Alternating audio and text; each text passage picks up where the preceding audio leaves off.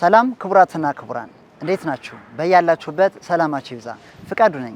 ዛሬ በዚህ ዩቲዩብ ቻናል ከዚህ በፊት እንደተለመደው የተለያዩ የሪል ስቴት መረጃዎችን እያደረስኳችሁ ቆይቻለሁ። ዛሬ ደግሞ በማስታወቂያ ዋጋ አዲስ ፕሮጀክት ቦሌ ቡልቡላ ላይ ለሽያጭ ዘንድ ቀርበናልና እሱን የማስቃኛችሁ ይሆናል። እስከ ቪዲዮ ፍጻሜ ድረስ አብራችሁን ቆዩ።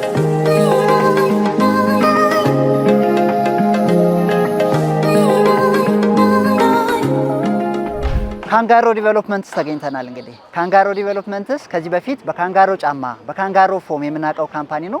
አሁን ደግሞ ካንጋሮ ዲቨሎፕመንትስ በማለት በሪል ስቴት ዘርፉ የራሱን ጉልህ አሻራ ለማስቀመጥ በቦሌ ቡልቡላ 30,000 ስኩዌር ሜትር ላይ ያረፈ ሰፊ ኮምፓውንድን እየገነባ ይገኛል። እዚህ ኮምፓውንድ ውስጥ ቪላ ቤቶችና ጂ+4 የሆኑ አፓርትመንቶች በአይነታቸው ለየት ያሉ በፍሎር አንድ ቤት ያላቸው ባለ 2 እና ባለ 3 መኝታ ቤት አፓርትመንቶችን ግንባታ ላይ ሆነው ምናልባት ከጀርባዬ በምታዩት የግንባታ ደረጃ ላይ የደረሱ ናቸው። ግንባታ ላይ ሆነው ለሽያጭ ይዞልን ቀርቧል።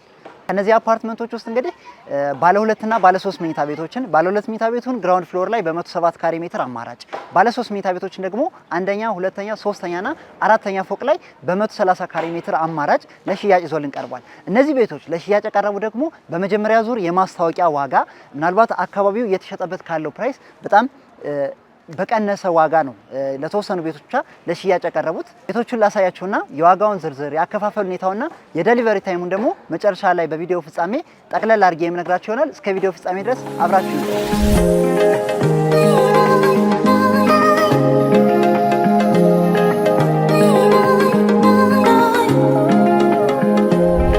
ሳይት ላይ እንግዲህ በማስታወቂያ ዋጋ ለሽያጭ የቀረቡት አፓርትመንቶች ምናልባት ከጀርባ የምታዩቸው በጥሩ የግንባታ ሂደት ላይ የሚገኙ ኦልሞስት አራተኛ ፎቅ ስላብ ላይ የደረሱ የጣሪያ ስራ ብቻ የሚቀራቸው አፓርትመንቶች ናቸው። እነዚህን አፓርትመንቶች እንግዲህ እንደምታዩት ከስር ፓርቲሽናቸው የተሰራ ከላይ ደግሞ የስትራክቸር ስራው እያለቀ ያለበት ሁኔታ ነው ያለው። እነዚህን ቤቶች በማስታወቂያ ዋጋ የመጀመሪያ ዙር የማስታወቂያ ዋጋ ተብሎ ነው ለሽያጭ የቀረበ።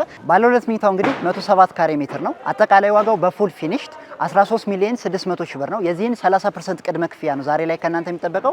ያ ማለት ወደ 4 ሚሊዮን 80 ሺህ ብር አካባቢ ቅድመ ክፍያ ትከፍላላችሁ። ቀሪ 70% የሚሆነው ደግሞ በአንድ አመት ጊዜ ከፍላችሁ የምታጠናቀቁት ይሆናል ማለት ነው። እኛም እስከ አንድ አመት ባለ ጊዜ ቤቱን ስለምናስረክባችሁ።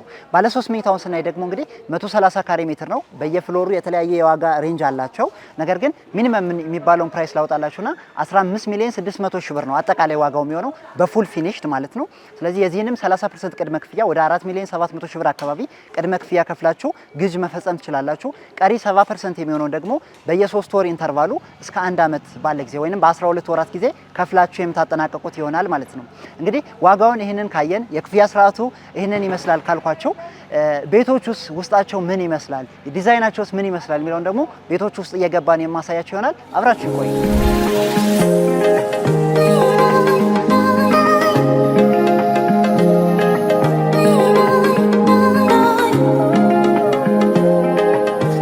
ቤቶቹ እንግዲህ በተጨባጭ ምን ይመስላሉ የሚለው ላሳያችሁ ብዬ ነው። ግራውንድ ፍሎር ላይ ሙሉ ለሙሉ የምናገኘው ባለ 2 መኝታ ቤት አማራጮችን ነው።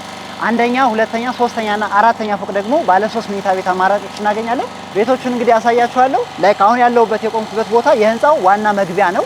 ወደዚህኛው ህንፃ ስገባ በፍሎር አንድ ቤት ስለሆነ ኦልሞስት ግራውንድ ላይ አንድ ቤት እናገኛለን። አንደኛ፣ ሁለተኛ እና ሶስተኛ ደግሞ አንዳንድ ቤቶች ሆነ አጠቃላይ በዚህ ስገባ 5 ቤቶችን ብቻ የማገኝ ይሆናል ማለት ነው። ስለዚህ ከግራውንድ ፍሎር ጀምሬ ያሉትን የቤት አማራጮች አሳያችኋለሁ።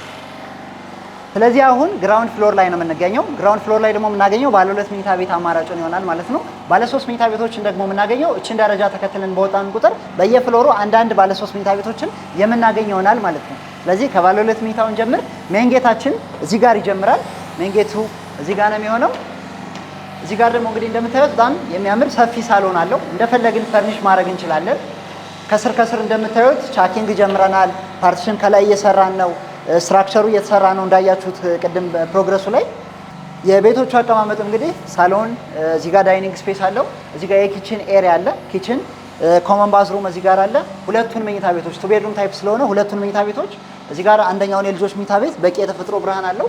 እዚህ ጋር ደግሞ ማስተር ቤድሩሙን ከማስተር ባዝሩሙ ጋር የምናገኘው ይሆናል ማለት ነው። ቤቱ እንዳያችሁት እንግዲህ በቂ የሆነ የተፈጥሮ ብርሃን ያለው ቆንጆ ዲዛይን ያለው ነው። ምናልባት ሳሎኑ ላይ በቂ ብርሃን እናገኛለን። ሁሉም መኝታ ቤቶች ላይ በቂ የሆነ የተፈጥሮ ብርሃን አላቸው ባዝሩሞችን ጨምሮ። ኪችኑን ጨምሮና በጣም ቆንጆ የሆነ ዲዛይን ያላቸው ስፓሺየስ የሆነ ልቅቅ ያለ ስፔስ ነው ያለው። እንደፈለግን ማቴሪያሎችን ወይም እቃዎቻችን ማስገባት የምንችልበት ኤሪያ ነው። እንግዲህ ይህ ቤት በ107 ካሬ ሜትር አማራጭ ባለ 2 መኝታ ሆኖ 2 ባዝሩሞች ኑረውት የዲዛይን ተደርጎ የተገነባ ነው ማለት ነው። ባለ 2 መኝታ ቤቱ እንግዲህ ይህንን ይመስላል። የባለ 3 መኝታ ቤቱ ደግሞ ላሳያችሁ። እንግዲህ ባለ 3 መኝታ ቤቶችን ደግሞ ስንመለከት አንድ ደረጃ ወጥተን ነው የምናገኛቸው። ላይክ እያንዳንዱ አንዳንድ ደረጃ ላይ ነው የሚገኙት። ሌትስ ሴይ ይሄኛውን ደረጃ እንደወጣን የምናገኘው አንደኛውን ባለ 3 መኝታ ቤት ፈርስት ፍሎር ላይ የሚገኘውን ይሆናል ማለት ነው። ሙሉ ፍሎሩን የያዘው እሱ ነው። ስለዚህ ሜን ጌታችን እዚህ ጋር ይሆናል። እዚህ ጋር ሌላ የሚጋራው ፋሚሊ አይኖርም ማለት ነው። ብቻውን ነው የያዘው። ዋና በራችን እንግዲህ ይሄኛው ይሆናል ለባለ 3 መኝታው። እዚህ ጋር እንደገባን ደግሞ የምናገኘው ለላውንደሪ ስፔስ የሚሆን ኤሪያ አለ። እዚህ ጋር ደግሞ በጣም የሚያምር ሰፊ ኪችን አለ። በቂ የሆነ የተፈጥሮ ብርሃን አለው። ተመሳሳይ የሆነ ዲዛይን ሰፊ የሆነ ሳሎን አለው። እንደፈለግን ፈርኒሽ ልናደርገው የምንችል ማለት ነው። ፕላስ እንግዲህ 3ቱን መኝታ ቤቶችና 2 ባዝሩሞች እናገኛለን። ማስተሩ የራሱ ባዝሩም ኑሮት ደን 2ቱ መኝታ ቤቶች ደግሞ የጋራ ኮመን ባዝሩም ኑሯቸው እንግዲህ 3ቱን መኝታ ቤቶች ደግሞ እዚህ ጋር እናገኛለን። ማስተር ቤድሩሙ የራሱ ማስተር ባዝ ኑሮትና 2ቱ መኝታ ቤቶች ደግሞ ኮመን ባዝሩም ኑሯቸው የምናገኛቸው ይሆናል ማለት ነው። እንግዲህ እንደምታዩት ይሄኛው ደግሞ የልስን ስራው አልቋል። ላይ ከዚህ በኋላ ቻኪንግ እና ሌሎች ስራዎች ነው የሚቀጥሉት። ከስር ከስር ነው እየሰራን ያለ ነው። ስለዚህ በጣም በጥሩ የኮንስትራክሽን ፍጥነት ነው የሚገኘው። ይህንን ፕሮጀክት ነው በአንድ ዓመት ጊዜ ልናስረክባቸው ዛሬ ላይ በ30% ቅድመ ክፍያ እየሸጥን የምንገኘው ማለት ነው። እንግዲህ ግራውንድ ባለ 2 መኝታ አየን። አንደኛም ባለ 3 መኝታ ፓርቲሽን ተሰርቶለት አየን።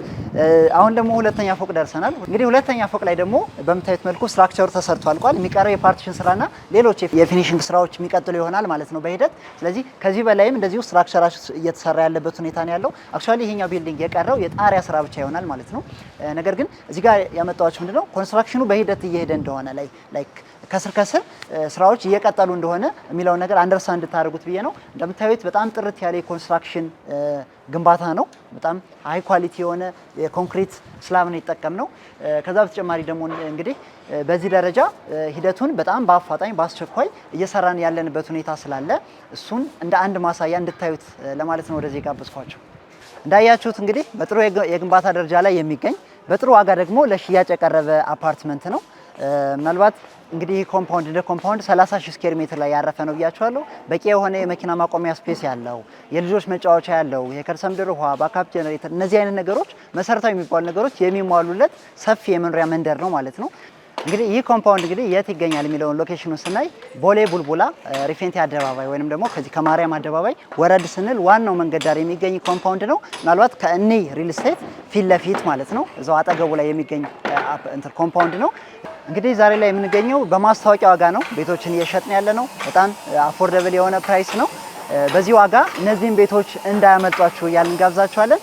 መረጃው እንግዲህ ከሞላ ጎደል ይህንን ይመስላል። ለበለጠ መረጃ ደግሞ ቪዲዮ ስር ባለው ስልክ ቁጥር በቴሌግራም፣ ዋትስአፕ፣ ዳይሬክት ኮል በመደወል ኮንታክት ብታደርጉን ሙሉ መረጃውን ባላችሁበት ናችሁ የምታገኙ ይሆናል። ለዚህ ቻናል አዲስ የሆናችሁ ደግሞ ቻናሉን ላይክ፣ ሼር እና ሰብስክራይብ በማድረግ ቤተሰብ እንድትሆኑ ጋብዘናችኋል። ይህ ቪዲዮ ይጠቅመዋል፣ ያስፈልገዋል ለምትሉት ዘመድ ወዳጅ ቤተሰብን በማጋራት አጋርነታችሁን አሳዩን። ስለነበረን ጊዜ ከልብ እናመሰግናለን። መልካም ቆይታ